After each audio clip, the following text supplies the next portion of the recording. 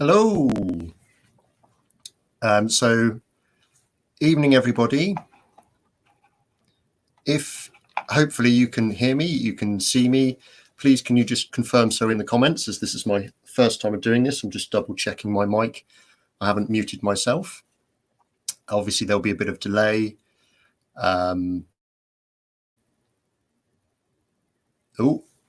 Sticking along straight away. So, Anna B workshop, first thing. What is your favorite wood to work with? Oh, hello, sorry. So favorite wood to work with, that fluctuates depending on the project. I really like sapele. It was the first hardwood that I ever worked with, although it is quite dusty to turn and things. So it's probably sapele. If not, then it's going to be framed, rippled or curly maple to look at, but probably not to work with. Excellent. Glad everyone's in. I honestly didn't expect to see this many people, so this isn't daunting at all. Okay, guys, so I've got a couple of pre-done questions or previously asked questions, and since the Grant Alexander is here, what about Kingswood? Brett, do you know what? I thought I'll come in the workshop and then I'll have everything around me, and the Kingwood's like next door. That's a slightly different video in the future, Brett. So what was I going to say? Yeah, Grant Alexander question. His most important question is, what do you do with the dent in your beard left by your face mask? So if you are not follically challenged and you have something like this, you will end up with this kind of beard when you wear a face mask. And basically what I do to get rid of it is this. And I just keep preening. And I get told off by my wife's Somerset girl all the time for playing with my beard throughout the day and everything else. It's it's suffering a bit with the with the lack of a barber's attention. What's the quality of the stream like, guys, if you can confirm for me?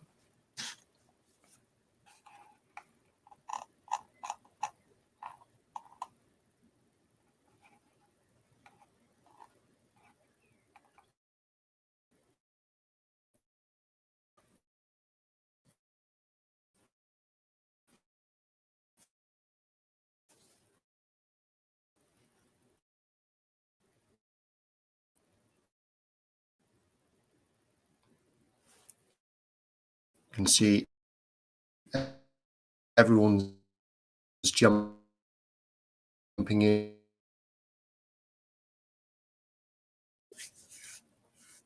Okay, I don't know if everyone's still there. If you can see me, I have an interesting thing with this software. As you can, free software, StreamYard. This is my first experience hosting with this. I think it's going well. The only downside is I can't see if there is a continual, basically it doesn't tell me how many people are in the room. It does recommend using a wired connection. I am on Wi-Fi. I apologize if it's going to keep getting crackly. I have asked Better Half to turn everything off in the house, and she was on a video chat up until about when I was starting here. So hopefully it will settle down. Oh.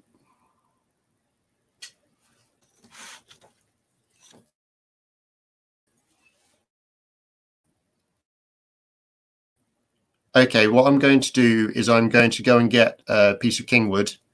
I'm going to go and get the piece of Kingwood back from next door to show Brett, give it a little bit of time to settle in, and hopefully everything will be okay. So I'm going to be off the screen for only a couple of minutes, but I'll be back in just a second. If anyone has any other questions, if you want to chuck that in, I've got 4 or 5 here that I only want to answer when I know we're settled in properly. All right, back in just a second.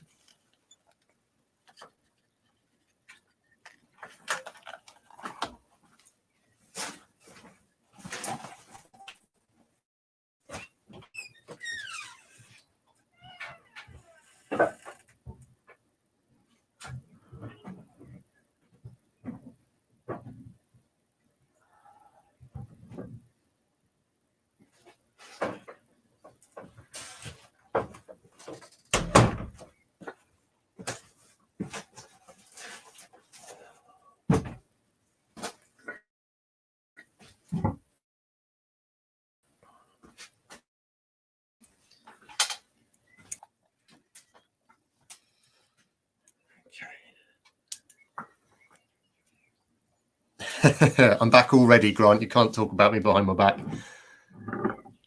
Okay, so not surprisingly, pieces of wood to look at. Brett, the captain, requested Kingwood.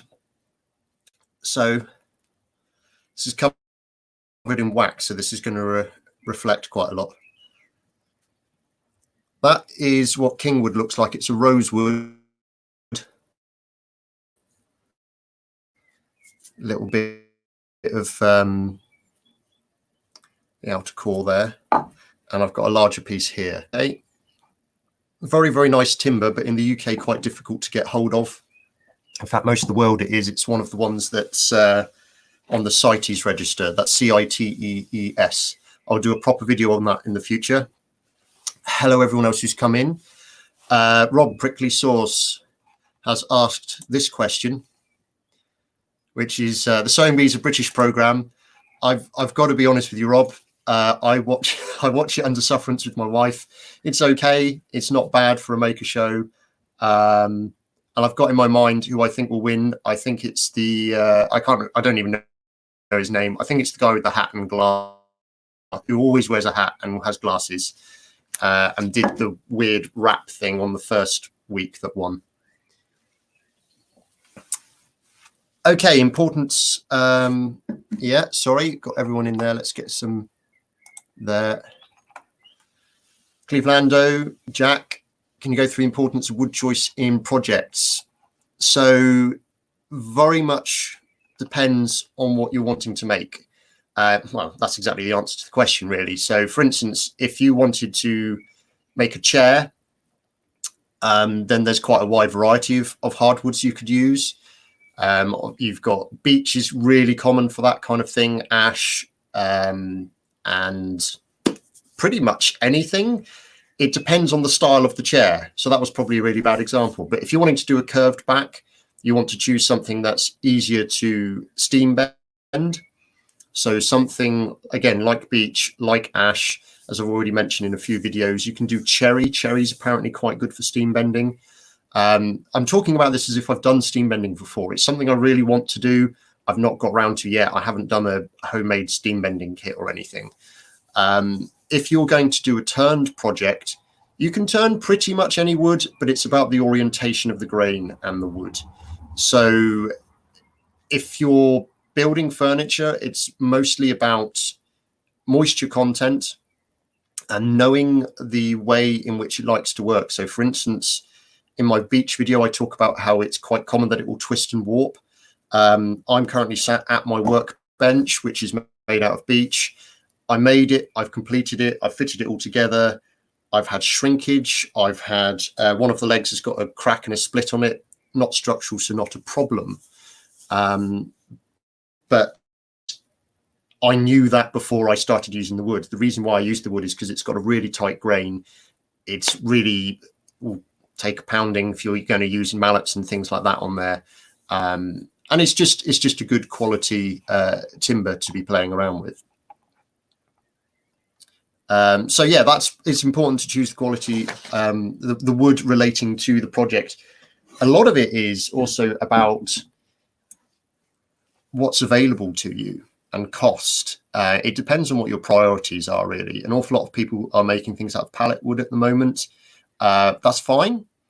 The comment to use, a lot of people say is, oh, free wood is good wood. And it is, but I would argue that I don't class wood that you've got to pull apart, cut out, cut ends off, remove holes, and everything else is free, because that takes time. But at the same time, you can make some really nice things with it if you choose your pallet wood correctly. Yeah, correctly is probably one of the better words. Anna, I'll get to your question in just a moment. I had a question come in. I've just got to look up the Here we go. So NMB Woodworks, I think you're in, buddy. I can't see if you're still there. Do we have a responsibility as makers / woodworkers to know and understand the source and environmental impact of the materials we use? Should we be aiming more for locally sourced species? Is there a way to know that exotic woods, such as kingwood, have been sourced ethically? So, absolutely. In the UK,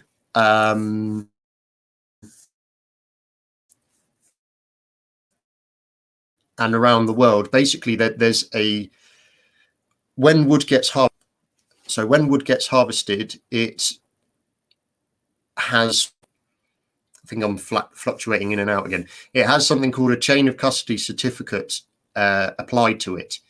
So you know that it's been ethically sourced, ethically forested, trees are going to be replanted, all that kind of stuff. There's been no exploitation of the workers, hopefully. And from that point of it being deforested and going to where it's then processed and all the way through to where it ends up on a shelf, if something has been FSC approved, forestry something certificate approved, I can't remember, I didn't look that up, it will have a chain of custody certificate that technically you are able to request, and it will be held by the importer of the timber. So there's no point going to a shop where you can buy your exotic hardwood and saying, can I see the chain of custody? Because the chances are they don't have a copy. It would be the importer into that country who has that, who is able to provide the proof. Right. Okay. I hope that answers that question as well, Niall. So what have we got here? I've lost your question, Anna. Not that one, it's that one I want. What is the best wood with Shu-Suki ban technique? So Shu-Suki ban or Shou-Suki ban, or basically that technique, for those of you who aren't aware, is scorching the timber or burning the timber to seal it, would get coated with oil. So it's a Japanese technique, and it's actually a waterproofing technique that they used to use on the outside of their houses because it was cheap. You can scorch the wood, you can put some oil on it, and hey, you've now got a waterproof dwelling without having to do all of the other things. Brett, you've just been making a structure. I'm sure you've been learning an awful lot about having to leave room for insulation gaps and all the other kind of things that you've got to do. And you've fitted shingles, you fitted this, that, and everything else. In Japan, obviously, certainly at the time when they originally started doing this, none of that was an option, so they used what they had. Well, Joe Garnett's in there, not to be used on tool handles, please. It's commonly used these days more decoratively rather than for the functionality of its original purpose, i.e. waterproofing something. So that's purely decorative. It's not necessarily adding it. If you need a waterproof hammer handle, then why are you using a hammer? So if you're doing it, for instance, decoratively on a bowl, if you wanted to turn a bowl, it really doesn't matter. It's something, as Brett said, like cedar, which has got a nice open grain on it, or ash. Ash is fantastic, particularly if you then wanted to add like an embellishing wax in the grain. If you wanted to open the grain up, you can put in like a gold embellishing wax. There's metallic purples and blues and greens available from the Hampshire Sheen range. All that kind of stuff works really well as a decorative feature. But if you are using the technique properly or for its original intention of waterproofing, then it's much more a case of you've got to use structural grade timber for what you should do. Please be aware, though, when I say that, don't go out and Shou-Suki ban a load of tannalized 4x2, because that will be highly poisonous and most probably make you very ill. So there's that. I'm sorry, I'm reading some of the comments. There's interesting debates going on here. Anna Workshop. This is Joe Garnett Blacksmith, who worked with Alex Pole and Moonshine Metalworks.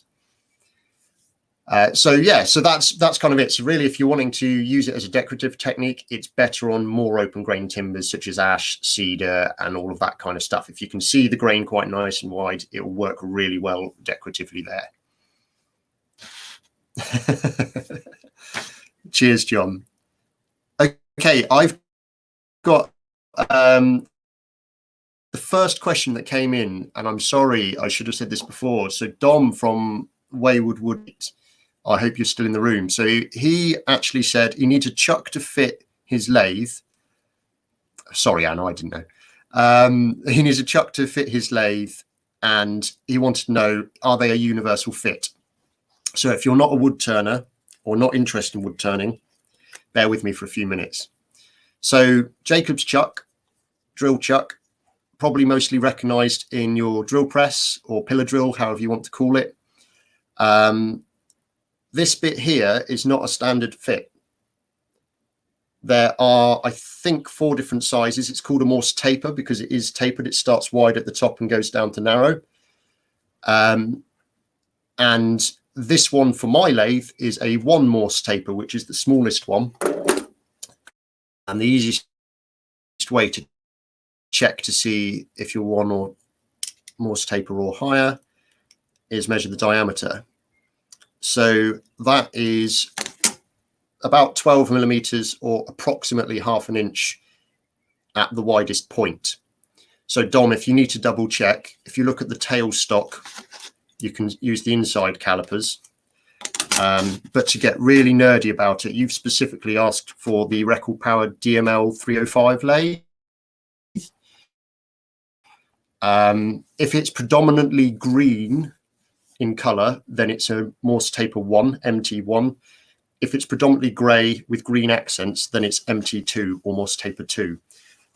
Most modern lathes are 2 Morse taper. Most older lathes are 1 Morse taper. If you get some, you can get older lathes that are bigger, say like a Union Graduate or a Union Jubilee, actually, probably, and they can be 3 Morse taper. You can also get lathes that are 4 Morse taper, but that's industrial grade. Like you can't just buy that kind of stuff. There's probably, I think I've definitely seen a few 3 Morse taper, but I've never seen 4 Morse taper in the flesh. I'm aware some people have bought it and used it. Hope that answers your question, Dom. Okay, so another question I've got listed here. Hi, Jim. How you doing? Good to see you pop in there. Okay, so looking to buy my first lathe. I think Clevelando, this is one that you asked me in the past as well. Looking to buy your first lathe, what should you look out for? So for those of you, see you, Joe. For those of you who aren't aware, my day job is basically I sell woodworking tools and equipment. Bandsaws, lathes, extractors, table saws, all that kind of stuff. Hey JP, good to see you. So when you're looking to buy your first lathe, whether you're buying new or whether you're buying second hand, Jim's already chiming in saying, you want a Coronet Regent? I suspect someone may have just acquired one. In fact, I know. Whatever brand it is you go for, I would recommend you want a headstock that turns. It's called a swiveling headstock. And I would suggest, if you can afford it on your budget, that you get something with a variable speed, not just changing the speed on the pulley system on the inside. So the reasons why I suggest this, one is because if you want to turn bowls or anything off center, you will need to turn the headstock so that you can do that. And the second one is, if you're then turning things that are green wood, they're in variable density, variable moisture content, all that kind of thing. When you start that lathe up, you want to be able to tweak the speed as little as possible, those little increments, because otherwise, if all you've got is on off and it's set speeds, you're probably just either not going to be able to turn at that, or you're going to really struggle. So that's kind of the two main things I would suggest to look for. The other ones are look for package deals. So if people are selling a lathe, particularly brand new, you're going to need a chuck, you're going to need tools. Are they offering those as a deal? If not, ring them, email them, say, can you do me a package deal with these things together? Because I need all of it. If you're buying secondhand, you can probably message me individually and ask for advice. I'm quite happy to talk about that.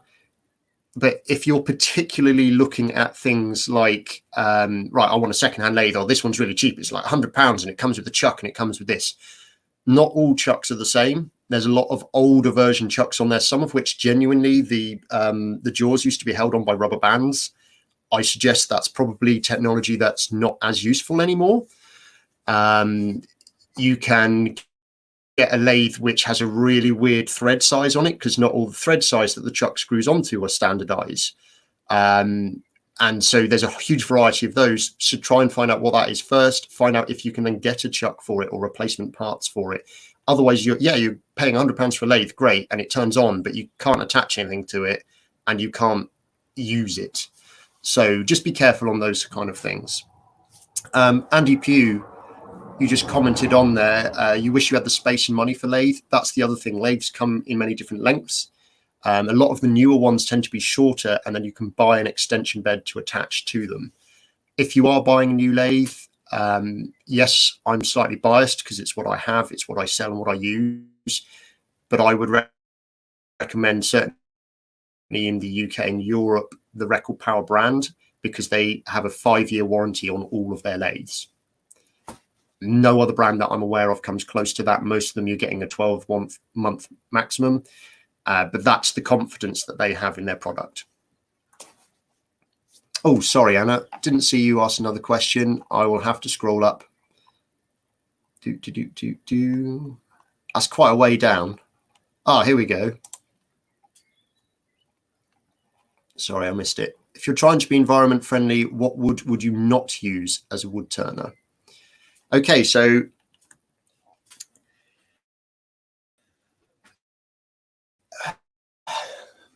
there's a couple of answers to this. One is genuinely really, really kind to the environment. If you're trying to say, look, I don't want there being mass deforestation and everything else, then you probably want to steer away from exotic hardwoods, most of which are forested in Africa or in the Southern Americas.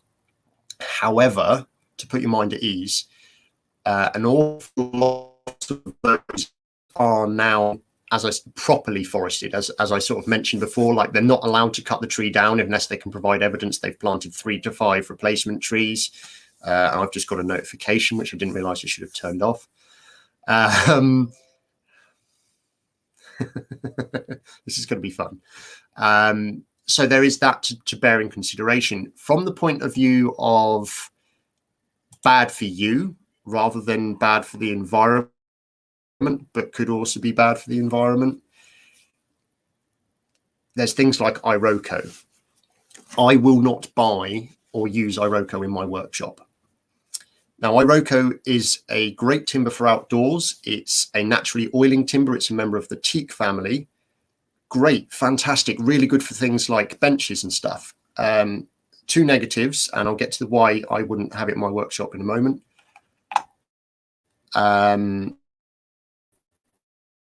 The first negative, it bends for, you'll cut it, it'll be a nice straight grain. There doesn't seem to be any twist or anything. Slight change in temperature and it will banana. It will properly bend. We're not just talking, oh, it's a little bit, I can shave it off. We're talking 2-3 inches across a 4-inch board along the length it will bend. So I won't touch that. But the second one is the dust from it is highly carcinogenic. There's an awful lot of people react to it.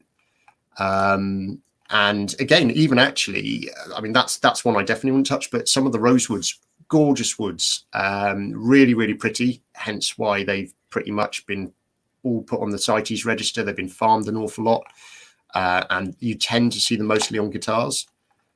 A lot of them, people can actually be allergic to them. You can come back with rashes and skin irritations and things. And I've had people before who've been turning and said, I don't understand I start turning, is there something wrong with the finish on the handle of my tool?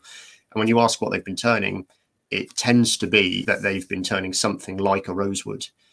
Yeah, Jim, Cocobolo is a rosewood, part of the rosewood family. That's part of what we bring up. So you've got to be really careful. And quite often people won't know they're allergic to it until they encounter it through something like wood turning, guitar making, or just playing around with timber. JP, so we're going to show that one. I think we can get away with that. If you want to say balls to the environment, I want to make a nice looking bowl. What's the best looking wood to use? Beauty is very much in the eyes of the beholder. Sound off in the comments, everyone who likes pallet wood bowls. Sound off in the comment, everyone who likes plywood bowls. And everyone who says you like a plywood bowl, how many of you have actually turned one? This is the thing. I mean, wood is beautiful to everyone. Everyone likes it, but they like different woods for different reasons.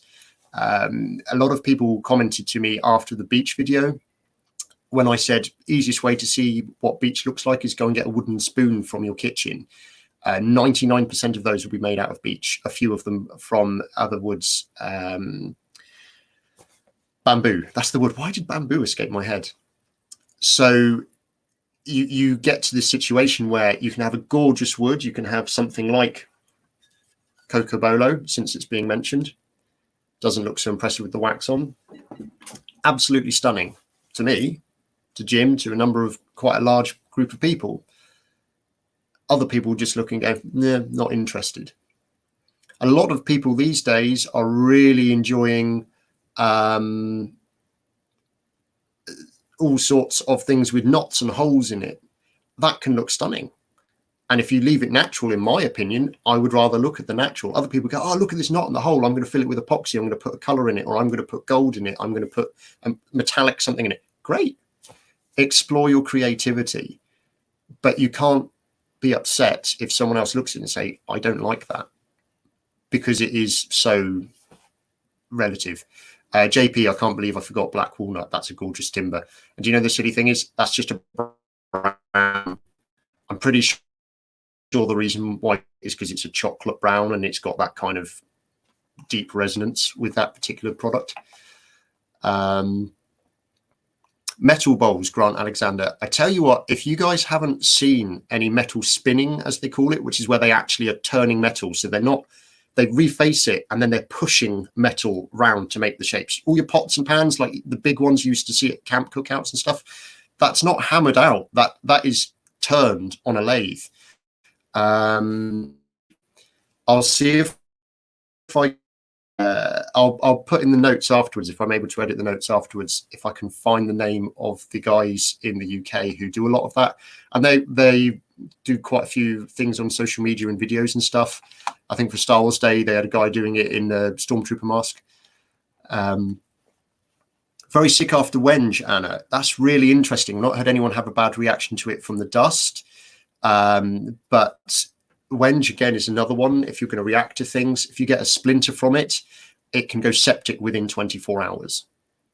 Okay, we're not talking a little bit septic and it will be a bit, we're talking lose a finger septic. And everyone thinks, oh, you're overreacting. Do some research into Wenge and or Wenge, depending on how you pronounce it. Wenge, whatever. That is... it is pretty nasty stuff. Okay, so any new questions in there? I never had any reaction to woods until I turned Spanish cedar. It just about killed me. Yeah, that's quite interesting. The thing is, so Grant Alexander said he's never going to use it and always thought it was Wenge.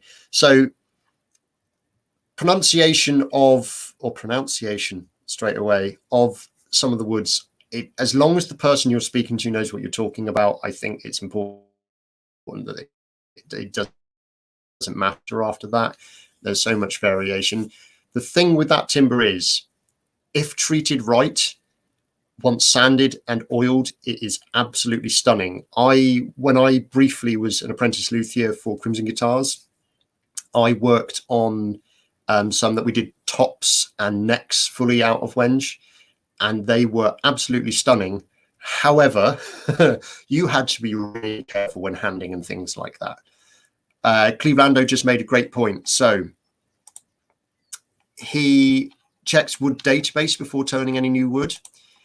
So I don't want to risk the connection on mine, but the wood database, I think it's wood-database.com. Great resource. So that is free. You go in, you just look at it, and there's images of all the timbers they've got on there. It's not exhaustive of the whole world. There's too many species, but they're doing the best. There's descriptions on there, where it's from, likelihood of extinction, is it on a CITES register, what's it best used for, are there any known reactions that people have had to it, all of that kind of thing. Really, really useful resource. Okay, Grant Alexander, you get splinters all the time. I can understand wanting to stay away from it then. Okay, guys, well, this is going really well, and we are 31 minutes in, so we've only got about another 10, 14 minutes, and I've just spotted right next door to where it says the time how many people are live viewing this, so I should have been able to spot that 31 minutes ago. That's fine. Native species that are harmful. Right, okay, so Ben has asked, are there any native species that are harmful? That's a good question. This will sound weird. So a number of years ago, in one of my other previous careers, when I was a builder, I got asked to cut down some leylandi. And he actually, originally, it was my father-in-law, and he originally said, just cut it back to the upright. But he didn't explain himself very well. And he went away on holiday for a week. And there was 30 meters in a U-shape of the eye. And my brother-in-law and I cut it all down, not trimmed it back like to the roots, and dug the roots out and piled it up. After the end of the first day, the sap from that brought me out in massive rashes all the way over my arms. So that's, I was going to say that's native to the UK. I don't know if it's been imported to the UK centuries ago and is now become local. But it is something that can massively bring you in a rash. The honest answer is everyone's individual. It's kind of like asking, which peanuts are safe to eat? I'm allergic. It very much depends on your own individual thing, and you won't necessarily know until you start working with it. Oh, now that's a cheeky question. Oh no, interesting. Before I go away from that, so Jim Overton has said yes, yew is harmful. It is, but there's two schools of thought. So one is generically that yew is bad for you. You shouldn't have the dust or anything else. Well, all wood dust is bad for you. The other school of thought is it's fine. The last recorded case, and I'm paraphrasing someone here, the last recorded case of poisoning from yew was from a child who ate the berries in the 1980s. I don't have any evidence for that. I have no record of that. I would suggest you do your research beforehand. Yew is quite nice to term with, but as with all woods, treat it with respect. Wear PPE, particularly when turning. Make sure you're wearing, if you can get hold of them at the moment, appropriate face masks. Okay. Where are we here? There we go. So, Jack, what are you working on at the moment? So, I have brought in with me, you might all quite like this. So, those of you who follow me on Instagram will have seen this. I haven't done a video on this, so it's not going to appear on YouTube. So this is an applewood bowl.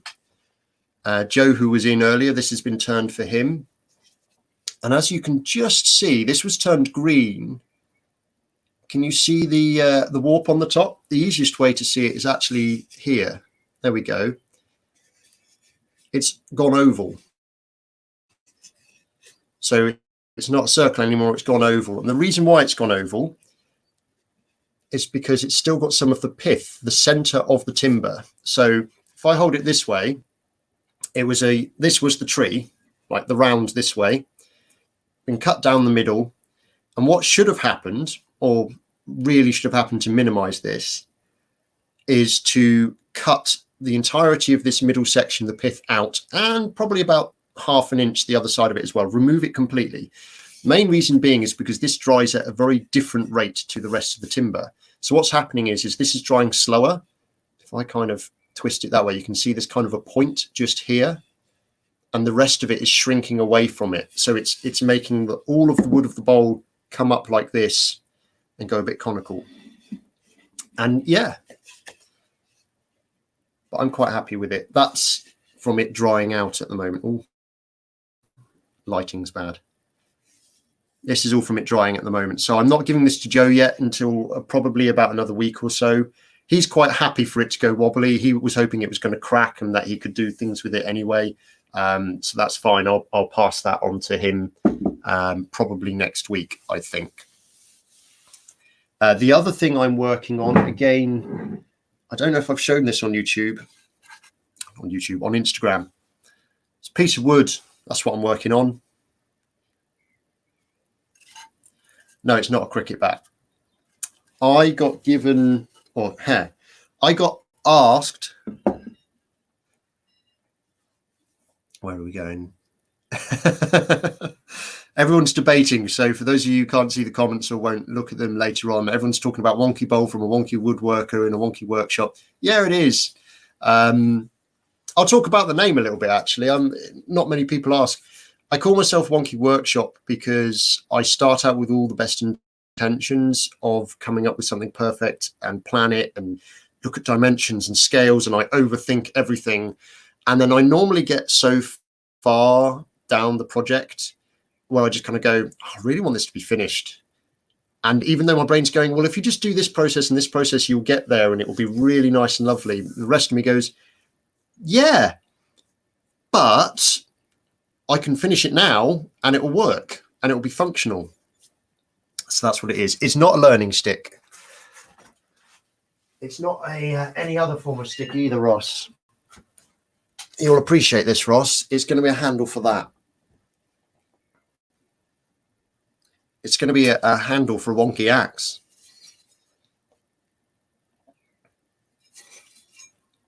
So this, Joe is an expert on this, Anna. He should still be here. Oh, there we go. It's Goosewing axe. I knew it. I always forget the name. So this is Goosewing axe. So, hi, Harvey. If you want it, you'll have to speak to Molten Make because this is who it's for. So this is specifically bent at an angle. It also, there's no bevel on this side. There is a bevel on that side. And the handle itself also needs to be bent away and slightly up. And the purpose of this is going to be difficult to demonstrate on this screen. If I was standing on a log and I want to cut the bark off, I want the blade to come down and go away from my leg and my foot. So the idea is that you can use the swing, the weight of the axe, and it will shear away from you to take the bark off. What's also really interesting, I'm not sure if you can how well you can see it. Oh, there you go, look. So here and here, you've got these dots in this circle. That's deliberately adorned on there, and that's after a bit of research, I discovered that's called the Tree of Life symbol on there.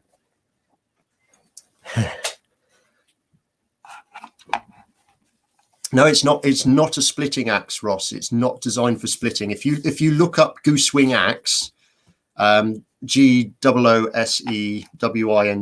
Goosewing axe, look up the history on them and stuff. Really interesting. Was quite a good introduction to me to axe technology and the kind of the variances and what the differences are. They still use them quite a lot in Scandinavia, I believe. The problem I've got is with making the shape of handle. It's not necessarily the bend. Where are we? So that's the shape at the moment, which starts to fit okay into there. However, at the other, so that's that end. But the other end is an awful lot smaller because it's a hand-forged axe. So that's the struggle is real that I am having at the moment. Okay, we're at 40 minutes, guys.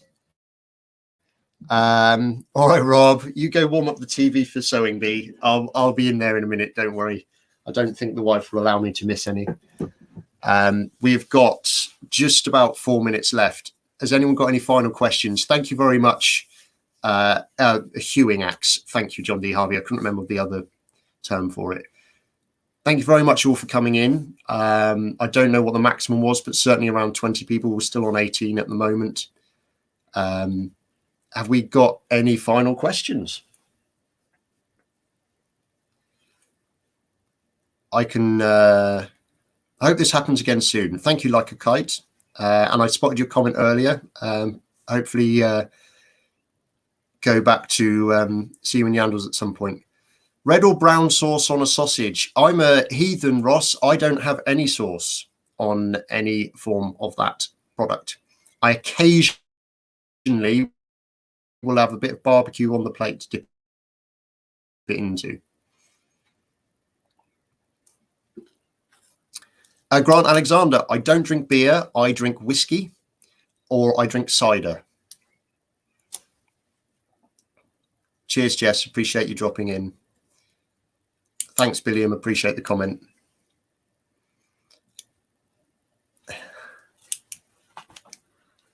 It's far too much innuendo in the comments. I'm going to have to go through some of these.